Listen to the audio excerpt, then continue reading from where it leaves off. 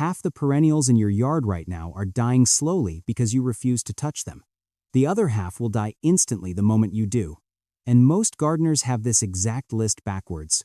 They divide the plants that should never be split, and they leave alone the plants that are begging for a shovel. By the end of this video, you will know exactly which 5 perennials need to come out of the ground in the next 4 weeks, and which 5 you should never touch with a spade as long as you live in the same house. Get this wrong and you can lose a plant that took a decade to establish. Get it right and you double your blooms next summer for free. One thing before we start. Drop the last day this month you remember waking up to genuinely cool, dewy morning air, not just not hot, but actually cool. I'm going to use that number at the end of this video to show you how to time all of this, no matter where you garden, whether that's Minnesota or Mississippi. Let's get into it. Why some perennials want the shovel and others don't. Here's what almost nobody explains clearly. It isn't about the plant's size, its age, or how healthy it looks on the outside. It comes down to one thing hiding under the soil: how that plant's root system resets itself for the year. Some perennials carry what I call a rebuilding root. Every single year that root system throws off fresh growing points along its edges, while the oldest part in the center slowly goes quiet and stops producing. Cut into a plant like this, and you're not injuring it. You're doing the job the plant was already halfway through doing itself. Each piece you separate already has its own independent starter kit of roots and buds, so it just picks up where the parent left off.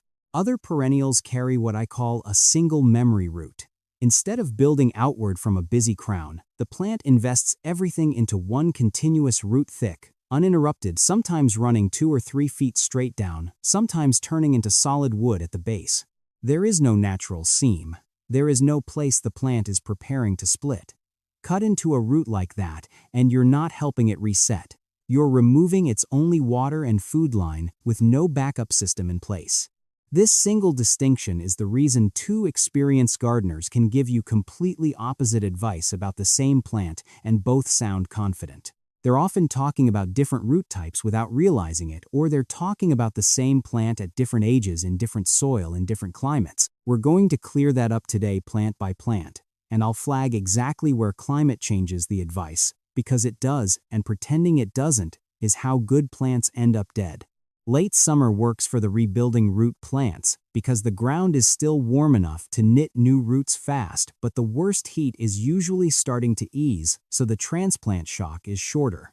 That's the whole reason this window matters. Not magic. Just timing that matches how the plant already behaves. Now let's get to the 5 that need your shovel this month. The 5 you must divide. 1. Coneflower Echinacea. Walk up to a coneflower patch that's been in the ground 4 or 5 years and look at the center, not the edges.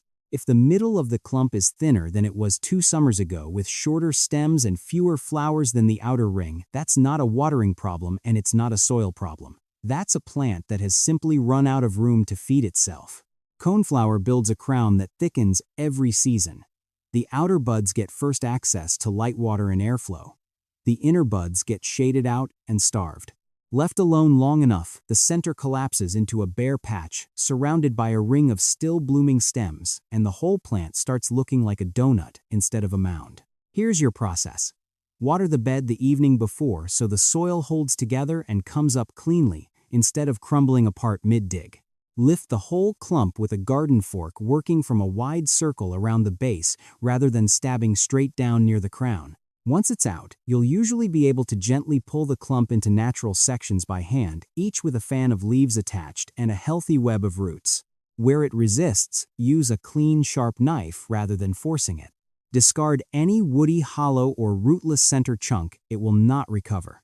Replant the healthy divisions about 15 to 18 inches apart at the same depth they were growing before, and water them in deeply once. If you garden in the deep south or the southwest, don't push this in the harshest part of August afternoon heat. Do the digging at first light, get the roots back in the ground the same day, and shade the new divisions with a light layer of mulch for the first 2 weeks so they aren't fighting both transplant stress and scorching sun at once. If you're in the northern tier and your first frost date lands in late September, you have less runway. Get this done in the first half of the month so roots have real time to establish before the ground cools. Do this once every 3 to 4 years. and a coneflower patch will keep multiplying instead of hollowing out. Skip it, and in about 6 years, you'll be left staring at a ring of stems around a patch of bare dirt, wondering where all your flowers went. 2. Black-eyed Susan Rudbeckia. This is the plant most gardeners assume takes care of itself forever, and for the first few years it genuinely does. That's exactly why the crash catches people off guard. Rudbeckia spreads by underground offshoots that pack in tighter every season. By year 4 or 5, that mat gets so dense that the stems in the middle are competing for the same square inch of soil, and you'll start seeing smaller flowers, floppier stems, and patches that brown out early in August instead of carrying color into fall. Unlike coneflower, which thins from the center outward, Rudbeckia tends to fail as an entire overcrowded mass. The whole patch gets weaker at once, rather than showing a clean, bald spot. That makes it easy to miss until the decline is already underway. To divide, cut the foliage back to about 6 inches first, so you can actually see what you're doing and so the plant isn't wasting energy supporting top growth while its roots are disturbed. Dig around the entire mat, lift it in one piece if you can, and then pull or cut it into fist-sized clumps, each with several shoots and a solid chunk of root mass attached. Rudbeckia is forgiving here. You don't need surgical precision. Replant divisions about 12 to 15 inches apart in refreshed soil, ideally with a handful of compost worked into each hole and water generously for the first week. In hot, humid regions, Rudbeckia divided in August benefits from a slightly shadier spot for its first month. If your afternoons are brutal, full baking sun on a stressed root system is a rough combination. In cooler regions, this is one of the easier divides on the list. The plant tolerates the disturbance well, even in less than perfect conditions. Do this every 3 years, and you'll have a self-renewing patch that just keeps getting fuller. Ignore it, and by year 7 you'll have a tired, leggy stand that blooms for 3 weeks instead of 3 months. Hosta. If you have shade in your yard, you almost certainly have a hosta, and if that hosta has been sitting in the same spot for more than 5 years, it's worth a look. Hosta grows outward from its crown steadily, quietly, and without any drama, which is exactly why it sneaks past most gardeners. You don't notice the decline because there isn't one, not visually. What actually happens is the plant gets so wide that its own root mass starts crowding itself, and new leaves each year come in slightly smaller than the ones before, even though the overall plant looks bigger. The test is simple. If a hosta is now wider than your arm span, and the newest leaves near the center are noticeably smaller than the leaves from 3 seasons ago, it's outgrown its root system, and division will restore full-size foliage. Here's the timing nuance almost nobody spells out by zone. In zones 5 and 6, August is genuinely ideal. Soil is warm enough for fast root recovery, but cooling enough that the plant won't be pushed into stress. In zones 3 and 4, move earlier into late July because your growing season closes faster and the plant needs more weeks to settle before frost. In zones 7 and 8, you actually have more room. You can wait until early September, and the plant will still have plenty of warm soil left to establish in. To divide, dig the entire root ball with a wide, generous circle. Hosta roots spread further than the leaves suggest. Hose the soil off completely so you can actually see the crown structure. Digging blind and cutting blind is how you lose eyes and buds you didn't mean to remove. The crown will usually show you natural breakpoints. Use a sharp knife or a long serrated bread knife for older, denser plants, and separate sections with at least 3 to 4 healthy growing points each. Replant at the exact depth it was growing before hostas resent being buried deeper than their original crown line, and water heavily for the first 3 weeks while new roots establish. One mature hosta reliably becomes 4 or 5 plants this way, and unlike some perennials on this list, a well-divided hosta will often outlive the person who planted it. 4. Daylily. If there's one plant on this list where hesitation costs you the least and rewards you the most, it's this one. Daylily grows and fans individual leaf and root units that cluster together and multiply every year. Left undivided, those fans just keep packing inward, and by year 5 or 6, you can have 30 or 40 fans crowded into a space that was only ever meant to hold 10. The plant starts competing with itself for water and nutrients. Bloom counts drop, and on some reblooming varieties, you'll notice the second flush of flowers simply stop showing up with most gardeners, never connecting that to overcrowding. There's a detail worth knowing before you divide once-blooming daylily varieties and modern reblooming types. The ones bred to flower again later in the season respond to division slightly differently. Reblooming types tend to bounce back with a second flush, the very same year they're divided if you get them in the ground early enough in August, while older once-blooming varieties usually wait until the following spring to show their full recovery. Knowing which type you have tells you what to expect, rather than assuming something went wrong when a division doesn't rebloom immediately. The division itself is the easiest job on this entire list. Dig the whole clump, shake off the loose soil, and look at the crown. You'll see the individual fans clearly, almost like a hand of cards. Pull them apart by hand where you can. Work a garden fork gently through the center only where the clump resists. No knife is usually needed. Replant clumps of 3 to 5 fans about 18 to 24 inches apart and water in once. Divide 5 clumps this August, and you'll have close to 20 blooming plants by next summer. One of the few perennials on this list that rewards you within a single growing season instead of asking you to wait years for payoff. 5. Bearded iris.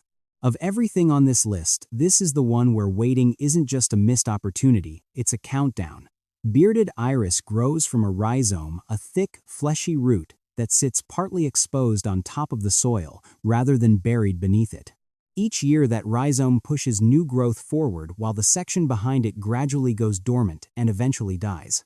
By the 3rd year, more than half of what looks like one healthy clump is actually old spent rhizome tissue, and that dead mass isn't just useless. It's an open invitation for rot and for iris borer, one of the most damaging pests bearded iris owners deal with in the U.S. The clue that division is overdue is a clump that stopped blooming as heavily as it used to, or one where you can see rhizomes stacking on top of each other rather than spreading in a clean line. Overcrowded rhizomes shade each other, pick out, and iris genuinely need direct sun on the rhizome itself to flower well. The window here is tighter than for anything else on this list, roughly 6 to 8 weeks after your iris finished blooming, which for most of the country lands squarely in early to mid-August. Dig the clump and rinse it clean so you can actually see what you're working with. This is the step that separates a good result from a great one. Cut away and discard the old spent rhizome sections entirely. They will not rebloom, and keeping them only invites disease into your new planting. Keep only the firm, fresh outer rhizomes that have a healthy fan of leaves attached, and trim those fans back to about 6 inches to reduce water loss while new roots establish. Replant with the top of the rhizomes sitting right at or just barely above the soil surface, never buried. This is the detail that trips up more people than anything else on this list. Bury the rhizome and the plant will grow plenty of leaves and never produce a single flower, sometimes for years, with no obvious explanation why. Miss this August window and you're not just delaying, you're losing an entire bloom season because iris divided out of sync with this cycle simply won't be ready to flower on the usual schedule next year. Those 5 plants want your shovel, and August is genuinely the best time to give it to them. What comes next is the opposite. These 5 plants don't have a rebuilding crown. They run on that single memory root system I described earlier, a taproot or actual wood, and dividing any of them isn't a shortcut to more plants. It's usually just a slower way to lose the one you already have. Now remember that last cool morning you dropped in the comments. Hang on to that number because I'm going to use it in the last plant on this list to give you a rule that works no matter what zone you're gardening in, not just a date that only applies to half the country. The 5 you should never divide. 1. Butterfly weed Asclepias tuberosa. This is the native milkweed monarch butterflies depend on to lay their eggs, and with monarch populations under real pressure, it's one of the most valuable plants an American gardener can add right now. It's also one of the most commonly killed by well-meaning gardeners who try to multiply it the way they would a daylily. Butterfly weed runs a taproot 2 to 3 feet down, even on a young plant. There is no natural seam, no crown structure to split. Disturb that root even slightly, and the plant doesn't die outright most of the time, which is almost worse because instead it spends the next full year or 2 recovering rather than blooming, and gardeners assume the plant is simply weak or diseased when really it's just injured. The only reliable way to get more butterfly weed is to grow it from seed sown directly where you want the plant to live permanently. The seed needs a real winter outdoors to break dormancy. Gardeners call this cold stratification, so the timing is to sow in fall and let nature do the rest. A plant grown this way builds its taproot exactly where it needs to be from day one, with no transplant shock ever, and a taproot established this way can easily outlive 2 decades in the same spot. 2. Lavender. Lavender gets bought for the scent and the silvery Mediterranean look, and it's one of the most reliable pollinator plants. An American garden can hold right up until someone tries to divide a mature plant and discovers the problem the hard way. Lavender isn't a true herbaceous perennial at all. It's a small woody shrub. The base of an established plant is genuine wood, not soft green stem tissue, and wood doesn't root itself back together after being split. Trying to divide a mature lavender plant is closer to trying to divide a small rosebush. You don't end up with 2 plants, you end up with one dead pile of stems and a gap in your border. If you want more lavender, the answer is softwood cuttings, not division. Take 4-inch cuttings from fresh green growth tips in early summer, strip the lower leaves, and set them into a gritty, fast-draining potting mix. Keep them consistently damp for about 6 weeks, and you'll get plants that root reliably and grow into full shrubs of their own. And if you never propagate it at all, a lavender plant set in dry, poor, sun-baked soil, the conditions it actually prefers will often live well over a decade without any intervention. 3. Baptisia false indigo. Baptisia is one of the toughest, longest-lived native perennials you can put in an American garden, and that longevity is precisely why it can't be divided. From its very first year, Baptisia commits to a deep, woody taproot, and by year 5 that root is already 3 to 4 feet down.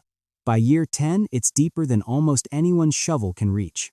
A mature Baptisia is essentially a small tree underground wearing a perennial's disguise above ground. There's no clean way to lift that root intact, and any piece that does get severed in the attempt almost never survives on its own.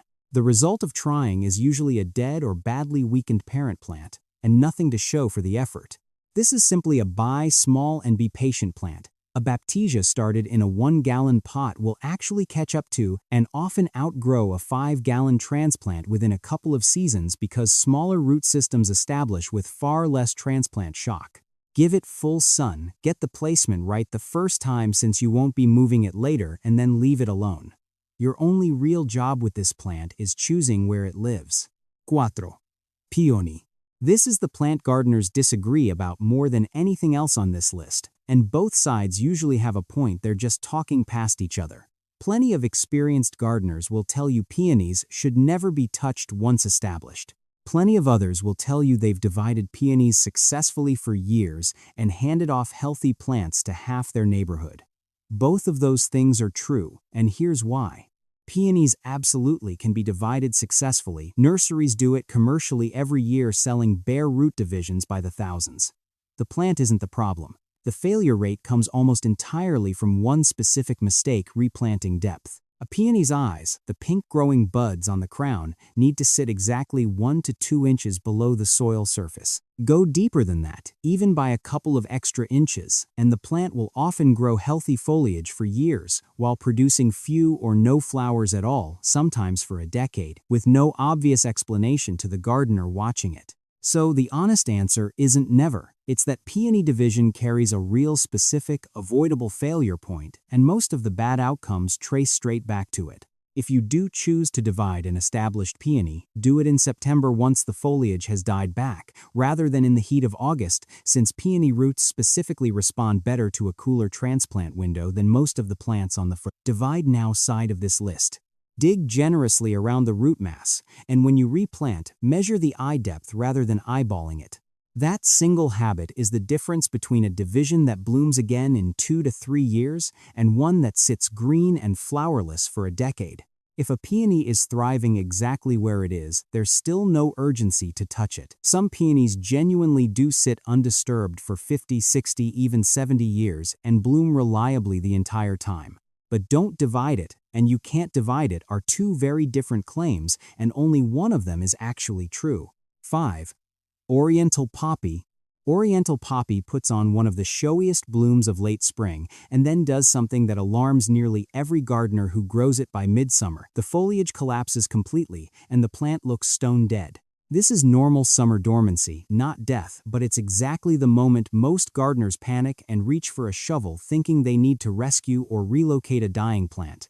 Underneath that dormant foliage is a single, deep, brittle taproot, and it does not divide cleanly. Cut into it, and you'll typically end up with one damaged root and nothing usable from the cut piece. If you genuinely need to move an Oriental poppy August while it's fully dormant and before the fresh flush of fall foliage begins, is the one window where relocation has a real chance of success. But moving a plant and dividing a plant are different goals, and this root only tolerates the first one carefully. If your actual goal is more poppies rather than a relocated one, the reliable method is root cuttings taken in fall. 1-inch sections of taproot laid horizontally in a nursery bed will often sprout entirely new plants. The bigger lesson with Oriental poppy is really about placement. Choose the spot with real intention the first time, because once this plant is established and happy, the best thing you can do for it is leave it exactly where it is. So here's your list. Divide Coneflower, Black-Eyed Susan, Hosta, Daylily, and Bearded Iris this month, and you'll walk into next summer with fuller, healthier stands of every one of them, plus enough extra divisions to fill in bare spots or hand off to a neighbor. Leave butterfly weed, lavender, baptisia, peony, and Oriental poppy completely alone, and let them do what they're built to do on their own timeline. And here's that rule I promised using the cool morning you noted earlier in the comments. Whatever date that was for you, count backward about 6 to 8 weeks from your area's average first frost date instead of anchoring to a single calendar month. That's the real formula hiding behind August, enough time for new roots to establish before the ground goes cold. Whether that lands you in late July, the middle of August, or well into September depending on where you garden. August works for a lot of the country. It isn't a universal law, and treating it like one is how you end up dividing plants at exactly the wrong moment for your specific zone. Get this list right this year, and by next July, you won't just have more flowers. You'll have twice as many plants as you started with, all for the price of an afternoon and a shovel.